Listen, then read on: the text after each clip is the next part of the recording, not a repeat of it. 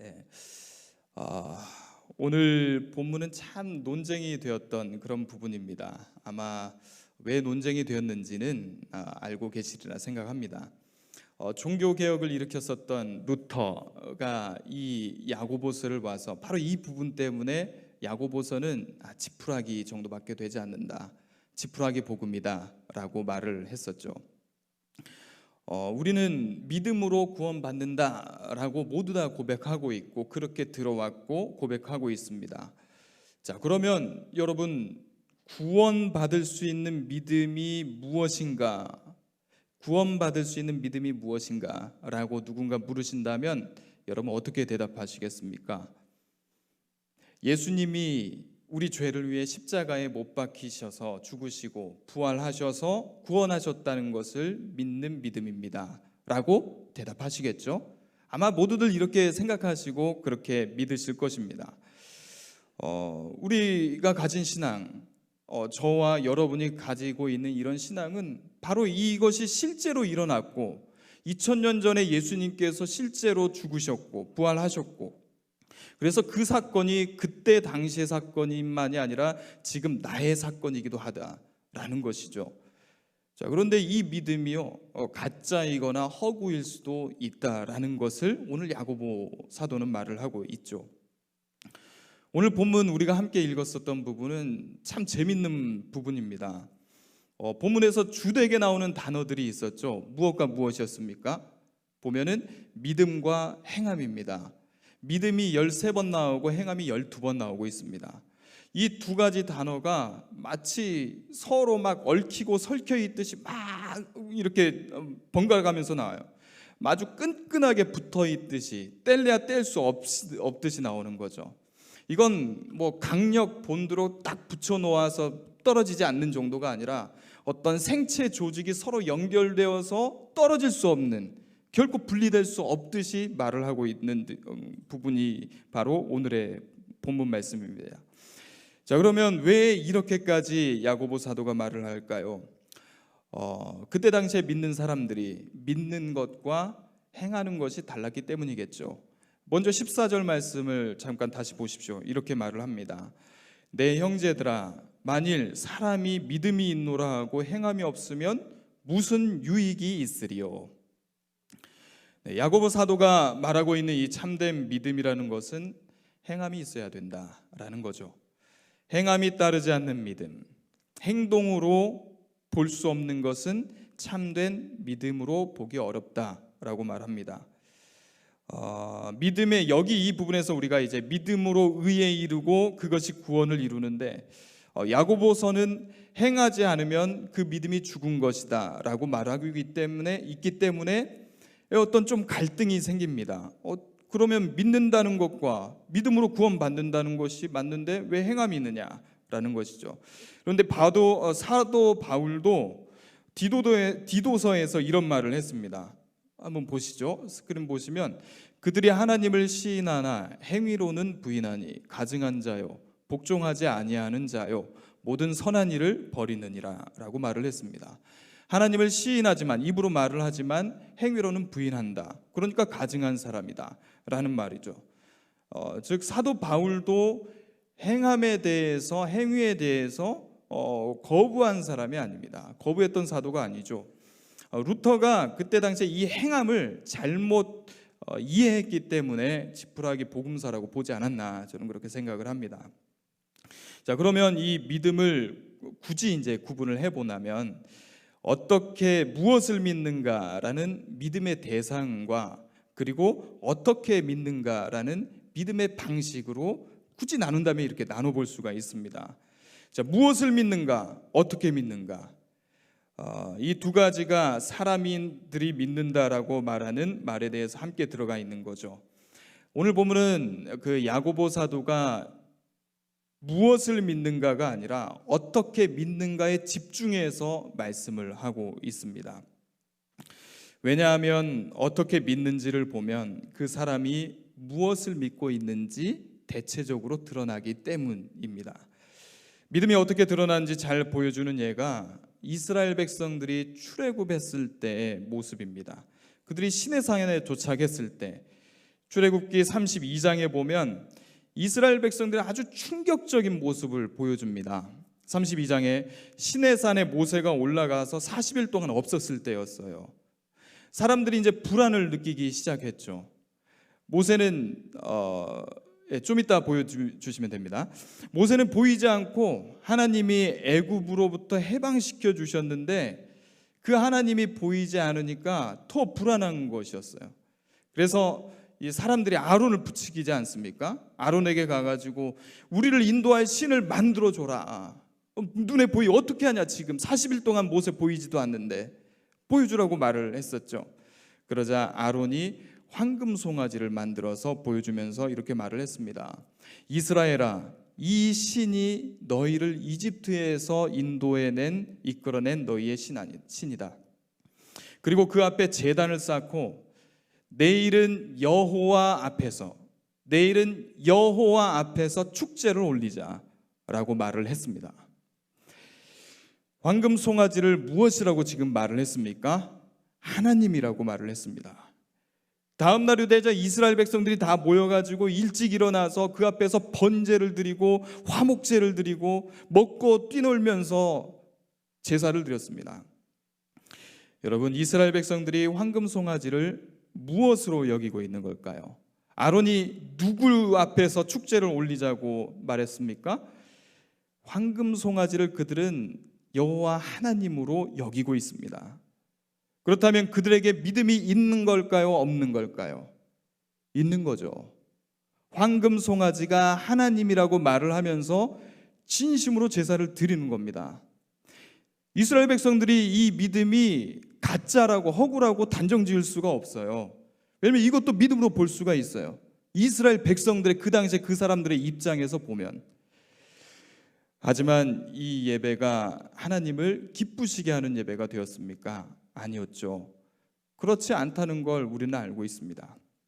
왜 그럴까요? 헌신이 부족했기 때문이겠습니까? 아닙니다. 그들은 자신들이 가지고 있는 금, 은, 폐물들을 다 헌납해서 그것을 녹여서 황금 송아지를 만들었습니다. 진심이 부족한 것도 아니었고 찬양이 부족한 것도 아니었습니다. 그들은 황금 송아지 하나님 앞에서 번제, 화목제를 드리고 먹고 뛰놀았습니다. 그렇다면 하나님께서 왜 이들의 예배를 기뻐하지 않으셨을까요? 하나님께서 모세에게 내려가라고 하시면서 이렇게 말씀을 하십니다. 한번 스크린을 보면서 말씀 보시죠. 여호와께서 모세에게 이르시되 너는 내려가라. 내가 애굽 땅에서 인도하여 낸 내 백성이 부패하였도다. 그들이 내가 그들에게 명령한 길을 속히 떠나 자기를 위하여 송아지를 부어 만들고 그것을 예배하며 그것에게 제물을 드리며 말하기를 이스라엘아, 이는 너희를 애굽 땅에서 인도하여 낸 너희 신이라 하였도다. 그들의 예배가 무엇이 잘못되었습니까? 내가 그들에게 명령한 길을 속히 떠났다고 말을 하고 있죠. 그들이 잘못된 것은 하나님께서 하신 말씀을 따르지 않았다는 데 있습니다. 표면적으로 보면 믿음의 대상 하나님을 믿고 있는데 어떻게 믿느냐가 잘못되었다는 말씀입니다. 출애굽기 20장에 보면 이 사건 전에 보면 하나님께서 십계명을 말씀하시면서 나 외에 새긴 우상을 만들지 말라라고 말씀을 하셨습니다. 그러나 그들은 하나님께서 하신 말씀을 안중에 두지 않았어요. 왜 그랬을까요? 왜 그들은 새긴 우상을 만들지 말라고 한 말씀을 따르지 않고 황금 송아지를 만들었을까요? 아까 읽었었던 본문 말씀에 보면 이렇게 나옵니다. 그들이 내가 그들에게 명한 길을 속히 떠나 누구를 위하여 송아지를 만들었다고 하냐면 자기를 위하여 만들었다라고 말을 하고 있습니다. 자기를 위하여, 그들의 내면의 안정을 위하여, 자신의 안전감을 위하여, 눈에 보이는 것으로 심리적 만족감과 편안함을 느끼기 위해서였다는 것을 말을 하고 있는 거죠. 이것을 위해서, 자신을 위해서 하나님의 말씀대로 행하지 않은 것이었습니다. 이 사건은 우리 지금 보면 참으로 충격적인 사건이죠. 사람들이 모여서 정성껏 예배를 드리지만 얼마든지 하나님의 임재하심이 없어도, 하나님이 기뻐하지 않으심에도 불구하고 내 스스로 진심을 다해서 예배하고 기도할 수 있다는 겁니다. 누구를 위한 예배일까요? 누구를 위한 찬양일까요? 누구를 위한 눈물일까요? 자기를 위한 거죠. 자기를 위한 겁니다. 내 종교적 감정을 채우기 위한 목적일 수도 있다는 겁니다. 그러니 뜨거운 것보다 먼저 중요한 것이 있습니다. 눈물 나고 가슴 애절하는 것보다 먼저 중요한 것이 있습니다. 사람이 얼마나 많이 모였는지보다 더 중요한 것이 있습니다. 방향이 틀리면 그 모든 것이 거짓된 것이라, 거짓될 수 있다는 말씀입니다. 믿음이 있노라 하고 행함이 없으면 무슨 유익이 있으리요? 그 믿음이 능히 자기를 구원하겠느냐? 이 말씀을 계속해서 반복합니다. 17절을 한번 보십시오. 또 이렇게 말을 합니다. 이와 같이 행함이 없는 믿음은 그 자체가 죽은 것이라. 이어서 또 24절과 26절에 보면 반복해서 나와요. 이로보건대 사람이 행함으로 의롭다 하심을 받고 믿음으로만은 아니니라. 26절입니다. 영혼 없는 몸이 죽은 것 같이 행함이 없는 믿음은 죽은 것이니라. 영혼 없는 몸이 죽은 것 같이 몸이 영혼을 담고 있습니다. 그처럼 믿음이 행함을 담고 있습니다. 죽은 믿음이 무서운 것은 내가 믿음을 가지고 있다고 생각을 하면서 나는 생명을 가지고 있다고 생각을 할 수 있지만 그것으로 평가한다는 겁니다. 그래서 교회의 가장 큰 적은 하나님이 없다고 말하는 사람이 아닙니다. 불교나 이슬람교나 타 종교의 사람들이 아닙니다. 교회의 거침돌이 되는 것은 믿는다고 말을 하지만 그에 따른 삶이 나타나지 않는 그 삶입니다. 세상은 그 사람들을 통해 하나님을 믿는 것이 별거 아니구나. 행함이 따르지 않는 크리스천 그리스도인들을 보면서 하나님을 믿는 것도 저렇게 할 수 있는구나 라고 생각을 하게 되는 거죠. 사도 바울은 그래서 이렇게 우리에게 경계를 합니다. 너희는 믿음 안에 있는가? 너희 자신을 시험하고 너희 자신을 확증하라. 행한다는 것은 잘 보이지 않을 수 있습니다. 우리의 그 안의 동기를 잘 알지 못하죠. 내 내면의 동기조차 모르는 사람들이 얼마나 많습니까? 그래서 우리는 척하려고 해서는 안 되죠. 하나님의 말씀을 어떤 처세의 한 방면으로 만들어서는 안 됩니다. 요즘 최근에 나왔던 기사 중에서 인천이었던가요? 어떤 아이가 부모의 학대를 받아서 죽었던 사건이 있었죠. 그 학대를 할 때 무엇을 이용해서 학대를 했습니까? 집에 들어가서, 방 안에 들어가서 하나님의 말씀을 필사해라. 3시간 동안 11살짜리에게 하나님의 말씀을 가지고 필사하라고 고문을, 어떻게 하나님의 말씀으로 고문을 할 수가 있습니까? 그 사건만 있었습니까? 우리 모든 온 국민을 슬프게 했었던 정인이 사건 있지 않습니까? 그 사건을 일으켰던 사람이 누구였습니까? 교회를 다녔습니다. 목사님의 딸이었습니다.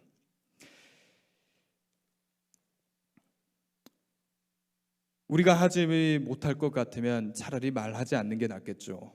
그의 행동에 따르지 못하면서, 그럴 마음 없으면서 앞에서 말하는 것은 위선입니다. 그 위선 때문에 세상에서 교회가 욕을 먹습니다.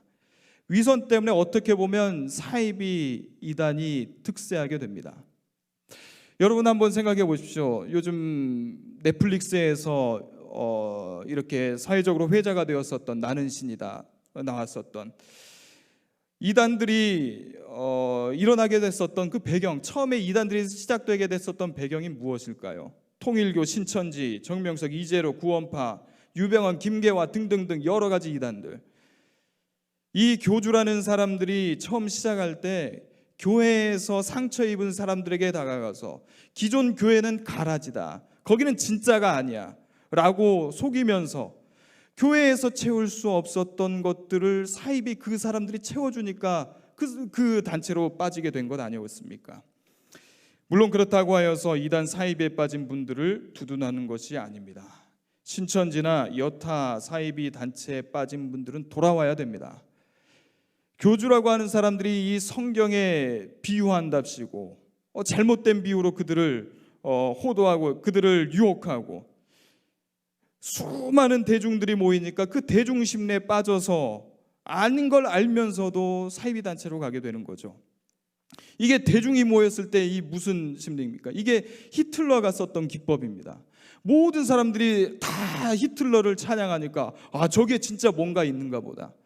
그래서 빠져들게 되는 거죠. 그 교주들이 자신을 황금 송아지로 만들어 놓고 내가 하나님이다 라고 하면서 사람들이 추앙하게 만드는 기법을 쓰는 거죠. 그 단체에 빠져든 분들 잘 생각해 보십시오. 내가 왜 갔을까? 진리를 찾기 위해 갔다고요? 아닙니다. 자기를 위하여, 나의 안전을 위하여, 나의 어떤 종교적 만족을 위해서 가는 것이죠. 거짓 꾀임에 넘어가서는 안 됩니다. 그렇기 때문에 우리가 믿는데 무엇을 행하고 있는지, 예배와 기도와 찬양을 하면서 그 이후에는 어떻게 행하고 있는지 생각해 봐야 됩니다. 우리가 아는 어떤 신앙의 열심이 황금 송아지를 만들어 놓은 것은 아닌지, 하나님을 향한 것인지, 그에게서 나타나는 모습, 어떻게 행하느냐에 따라서 나타난다는 것이죠. 22절에서 야고보 사도는 그래서 우리에게 이렇게 말을 합니다. 내가 보거니와, 우리 함께 읽어보겠습니다. 내가 보거니와 믿음이 그의 행함과 함께 일하고 행함으로 믿음이 온전하게 되었느니라.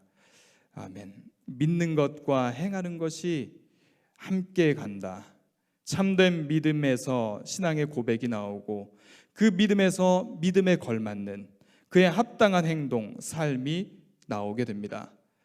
만약 믿는다고 말하는 것과 그 마음에 품고 있는 생각과 행동이 다르면 그 믿음은 가라지라고 볼 수가 있습니다. 자, 이 믿음이 어느 때 분명하게 드러나게 될까요? 우리가 사람의 진면목을 언제 깨닫게 됩니까? 나의 이익과 충돌하게 되었을 때, 그 사람이 이익이 피해를 입게 되었을 때 어떻게 행하는지를 보면 그 사람의 진면목을 보게 되는 거죠. 믿음과 행위가 일치했었던 대표적인 두 신앙의 인물이 있습니다. 바로 한 명은 아브라함과 라합입니다. 아브라함은 믿음의 길에서 그 신앙이 절정에 다다른 때가 창세기 21장의 말씀입니다. 21장에 보면은 이제 이삭을 제물로 바치라고 하나님께서 말씀하시죠. 그때 그는 주저함이 없었습니다. 하나님이 말씀하시자 그는 바로 행동으로 옮겼습니다. 이삭은 아브라함에게 있어서 어떤 존재입니까? 아주 소중한 존재예요. 나에게 너무나 가치 있는 존재도, 노년에 얻은 귀한 자녀입니다. 빼앗길 수 없는 거예요. 갖고 있어야 되는 거예요. 내 소유예요. 그런데 하나님께서 그 믿음이 그것을 달라고 하시자, 자녀를 달라고 하시자 행함을 통해 그 믿음이 어떤 믿음이었는지를 보여주었습니다. 그는 단지 말로만 하는 믿음이 아니었죠. 자신에게 엄청난 손해가 끼친다 하여도 믿음이 원하는 것이라면 자신을 내려놓을 수 있는 사람이었습니다. 또 라합은 어떤 믿음의 행동을 했습니까? 이스라엘 백성들이 가나안 첫 발을 들이기 전에 청탐꾼 2명을 여리고성으로 들여보냈었죠. 2명이 정탐을 채하기도 전에 걸렸어요. 들켰습니다. 정탐은커녕 목숨을 잃게 될 위기에 있었습니다. 그런데 그때 하나님을 두려워했던 라합을 통해서 그들이 살게 되었죠. 이스라엘이 가나안에 성공적으로 들어갈 수 있었던 것은 바로 이 한 여인 라합 때문이었습니다. 라합은 정탐꾼들에게 이렇게 말을 합니다. 여호와께서 이 땅을 너희에게 주신 줄을 내가 아노라. 우리가 너희를 심히 두려워하고 이 땅 주민들이 다 너희 앞에서 간담이 녹나니 이는 너희가 애굽에서 나올 때 여호와께서 너희 앞에서 홍해물을 마르게 하신 일과 너희가 요단 저쪽에 있는 아모리 사람의 두 왕 시혼과 옥에게 행한 일, 곧 그들을 전면시킨 일을 우리가 들었음이니라. 우리가 듣자 곧 마음이 녹았고 너희로 말미암아 사람이 정신을 잃었나니 너희의 하나님 여호와는 위로는 하늘에서도 아래로는 땅에서도 하나님이시니라. 라합이 말하고 있듯이 여리고에 있는 성 안에 있는 사람들이 모두가 들었습니다. 하나님에 대한 소식을 다 들었습니다. 하나님이 어떤 일을 하셨는지 들었습니다. 그러나 그들은 듣기만 했습니다. 하지만 라합은 달랐죠. 그 말씀을 들었을 때, 그 소식을 들었을 때, 세상의 주인은 하나님이시구나, 하나님께로 나아가는 사람이었죠. 그래서 떨기만 하고 하나님 앞에 복종하지 않는 것이 아니라, 라합은 이방인이었지만 하나님을 믿고 자신의 과거를 버립니다. 자신이 의지해오던 모든 것을 바꾸고, 잘못하면 내가 죽을 수도 있는데 그 정탐꾼 두 사람을 도와주고, 그 행동으로 인하여서 이스라엘 백성들이 가나안 땅에 첫 발을 내디딜 수가 있게 되었습니다. 여러분, 믿음이 그 행함과 함께 일합니다. 믿음은 홀로 있지 않습니다. 믿음은 입에서만 맴돌고 있는 것이 아니라 행함으로 믿음이 온전하게 됩니다. 여러분, 이 세상에서 가장 먼 곳이 어디라고 합니까? 가장 거리가 먼 곳이 어디라고 말을 합니까? 머리에서 가슴이라고 하지 않습니까? 서울에서 부산까지가 먼 것이 아니라 내 머리에서 가슴까지, 이 가슴에서 손까지가 가장 먼 곳이라고 말을 합니다. 존 스토트 목사님은 이렇게 말을 합니다. 우리 함께 스크린 보면서 같이 읽어보겠습니다. 진정한 자유는 하나님이 나를 만드시고 의도하셨던 원래의 진정한 나 자신이 되는 자유입니다. 그런데 하나님은 나를 사랑을 위해 만드셨고, 그 사랑은 주는 것, 곧 자기 자신을 주는 것입니다. 따라서 나 자신이 되기 위해서는 자신을 부인해야 하며, 하나님과 다른 사람을 위해서는 자기 중심성에 대해 죽어야 합니다. 나를 찾기 위해서는 사랑함으로 나를 잃어버려야 합니다. 미켈란젤로의 말처럼 내가 당신의 것일 때 나는 비로소 완전한 나 자신이 됩니다. 내가 당신의 것이기 전에는 나 자신이 아니기 때문입니다. 나 자신이 되기 위해서는 자신을 부인해야 하며, 하나님과 다른 사람을 사랑하는데 자신을 내어 주어야 하는 것입니다. 하나님을 따르고 싶은데 여전히 나 중심적인, 자기 중심적인 생활에 매여 있다면 그 영혼이 어떻게 자유로울 수가 있겠습니까? 오히려 나 자신이 나를 더 올가맬 뿐이죠. 그래서 예수님은 우리에게 이렇게 말씀하십니다. 자기 인생의 주인이 된 과거의 삶을 단절해라, 그 삶을 떠나라고 말씀하시죠. 누구든지 나를 따라오려거든 자기를 부인하고 자기 십자가를 지고 나를 따를 것이니라. 이것이 자신의 뜻을 내려놓는 십자가의 길이죠. 여러분, 십자가는 무엇입니까? 십자가는 인간의 욕망과 욕심과 반대되는 하나님의 뜻입니다. 주님의 길을 따르려 할 때 가장 어려운 것은 바로 나 자신과 하나님의 뜻이 맞지 않았을 때, 충돌할 때 아닙니까? 예수님은 이 땅에서 십자가가 필요한 그곳으로 가셨습니다. 자신의 뜻이 아닌 하나님의 뜻대로 행동하게 해달라고 기도하셨죠. 떼제 공동체를 설립한 로제 수사라는 사람이 있습니다. 그는 고통받는 이들을 품겠다는 의지를 가지고 이 떼제 공동체를 만들었습니다. 3년 동안이나 마을의 작은 예배당에서 기도에 매진을 했죠. 그러자 하나 둘 사람들이 모이기 시작했고, 그곳에 모여든 사람들은 하나의 질문을 가지고 공동체를 세우기 시작했습니다. 이 질문입니다. 지금 세상에서 가장 절실히 도움을 필요로 하는 사람들은 누구인가? 지금 세상에서 가장 절실히 도움을 필요로 하는 사람들은 누구인가? 그리고 그들은 이 질문을 하고 이 질문에 답을 하기 위해서 이 질문에 답을 하는 삶을 살아가기 시작합니다. 처음 돌본 사람들은 나치의 박해를 피해 내려온 유대인들이었습니다. 그리고 전쟁이 끝난 후에는 전쟁이 끝난 후에는 독일군 포로였습니다. 모든 사람들이 증오했지만 가장 절실하게 이웃을 필요로 하는 이들이 그들이었기 때문이었죠. 그 그리고 그들은 전쟁으로 부모를 잃은 아이들을 돌보았습니다.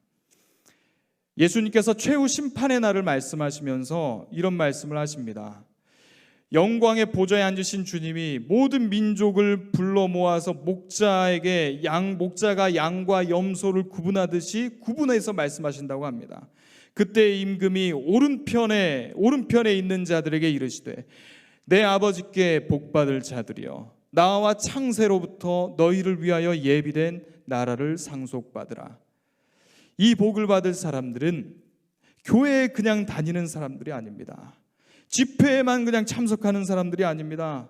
아름다운 목소리로 찬양을 올린 사람들이 아니죠. 이 복을 받을 사람들은 곤경에 처한 이들의 형제가 되어주고 자매가 되어준 사람들입니다. 내가 진실로 너희에게 이르노니 너희가 여기 내 형제 중 지극히 작은 자 하나에게 한 것이 곧 내게 한 것이니라. 하나님께서 귀하게 여기는 사람은 좋은 교인이 아니라 누군가의 좋은 이웃이 되어주는 사람입니다. 배고픈 사람을 보면 먹이고 싶어지고, 목마른 사람이 있으면 물 한 잔 대접해주고 싶어지고, 외로운 나그네가 있으면 따뜻하게 맞아들여주고 싶고, 헐벗은 사람이 있으면 어떻게든 입혀주려는 사람이고, 병들어 있는 사람을 보면 그 무너진 사람 앞에 나가서 곁에 머물러 있어주고 싶어하는 사람이고, 감옥에 갇힌 사람을 보면 옳고 그름을 판단하기 넘어 가엾게 여기는 그 사람을 찾아주는 사람입니다. 여러분, 튀르키예가 많이 고난을 받고 힘들어했었죠. 그때 우리 교회 모두가 십시일반 모아서 구제 헌금을 했습니다. 그 헌금이 도달해서 그곳에 의료 혜택을 받게 하고, 또 그런 구제 헌금들이 모여서 헐벗은 사람들에게 옷이 전달되었다고 합니다. 그걸 우리 교회에서 했습니다. 네, 우리 교회가 이렇게 좋은 교회입니다. 또 이것뿐만이 아닙니다. 겨울 때는 전도부에서 한 60가정 정도를 해서 이렇게 자그마한 우리 응암 지역에 있는 사람들, 어려운 사람들에게 먹을 것을 좀 나눠줬었고, 또 요즘에는 격주 수요일마다 매월 격주 2주에 한 번씩 20가정을 선정해서 그들에게 반찬을 이렇게 주고 있습니다. 이러한 삶이 있었을 때, 이러한 행함이 있었을 때 우리를 통하여서 하나님의 나라가 이 지역사회 가운데, 우리 이 세상 가운데 펼쳐질 줄 믿습니다. 본회포 목사님에 대해서 잘 아실 겁니다. 본회포 목사님은 독일이 나치에 의해 장악되었을 때, 그래서 대중들이 다 히틀러에 빠져 있었던 때가 있었습니다. 대중들이 히틀러를 찬양했어요. 독일 교회도요, 교회가 히틀러를 찬양하는데 앞장섰습니다. 하나님이 우리 독일을 구해주시기 위해서, 우리 경제적으로 사회적으로 구원하기 위해서 히틀러를 보내주셨다라고 말을 했었던 것이 독일 교회였습니다. 독일 교회가 히틀러를 그리스도의 위치까지 높이는 데 일조했었습니다. 군중들과 교회들이 광기에 잡혀 있었을 때, 그때 아니요 라고 말을 했던 분이 바로 본회포 목사님입니다. 이 본회포 목사님은 당당하게 잘못되었음을 말할 줄 아는 사람이었죠. 라디오 방송을 통해서 히틀러가 독일 국민들을 우상을 숭배하려고 하게 하고 있다라고 경고를 했습니다. 그 방송이 결국 폐지가 됩니다. 그리고 이 히틀러의 악행이, 그 악함이 점점 심해지고 극에 달하게 되자 이 본회포 목사님은 히틀러를 암살할 계획을 세웁니다. 그러나 결국 1943년 4월 체포되어서 수용소에 갇히게 되고 교수형을 당해서 순교했습니다. 이 본회포 목사님의 삶, 모두가 광기에 어려 있었을 때 하나님의 말씀 앞에 서려 있었던 사람, 하나님의 말씀으로 무장했었던 사람, 하나님의 말씀으로 나 자신을 바라봤었던 그 한 분이 있었던 거죠.